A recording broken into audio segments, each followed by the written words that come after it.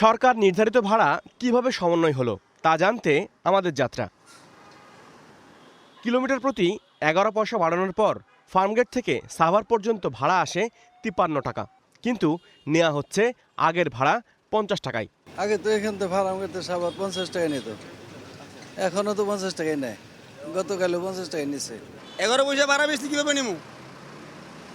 হয় 2 টাকা কম বা 2 টাকা বেশি নাম হচ্ছে, বেশি দাম হচ্ছে না কম। সারাদিন গাড়ি চালাইয়া মনে হয় কালকে আমি গাড়ি চালাই 3টে পাম্পে ঢুকছি, 3টে পাম্পে তেল দেনা যে আরে একটা 20 লিটার দিব, জোর করিয়া রিকোয়েস্ট করিয়া 35 লিটার তেল লইছি, তাও তারও 100 টাকা বেশি দিয়া।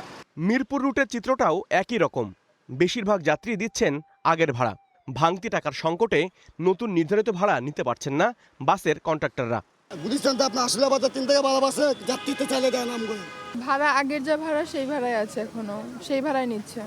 আমাদের তো স্টুডেন্ট ভাড়া, তো আমরা আগে 10 টাকায় দিতাম, তো এখনো 10 টাকায় দিচ্ছে, কিন্তু মূলত ভাড়া হচ্ছে সম্ভবত 15 টাকা। বিআরটি একটি তালিকা প্রকাশ করেছে, সেই তালিকা খবর কি আপনি জানেন?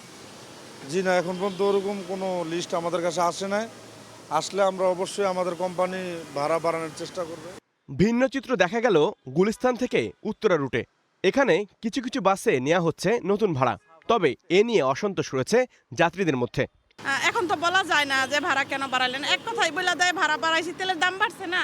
আগে কলমিটুলা আসতাম 40 টাকা দিয়া, এখন ওই জায়গায় দেয় 50 টাকা। আমার টাকা পয়সা কম, আমরা যদি এর চেয়ে বেশি খরচ করি তাহলে আমরা কিভাবে বাঁচবো? হ্যাঁ, আমরা এই জিনিসটা সরকারের দায়িত্ব। সপ্তাহের প্রথম কার্যদিবসে নতুন ভাড়া নিয়ে যাত্রী ও পরিবহন সংশ্লিষ্টদের ক্ষোভের অবসান হোক, গণপরিবহন আসুক শৃঙ্খলা, এমনটাই প্রত্যাশা সবার। হাবিবুর রহমান অফি, স্টার নিউজ, ঢাকা।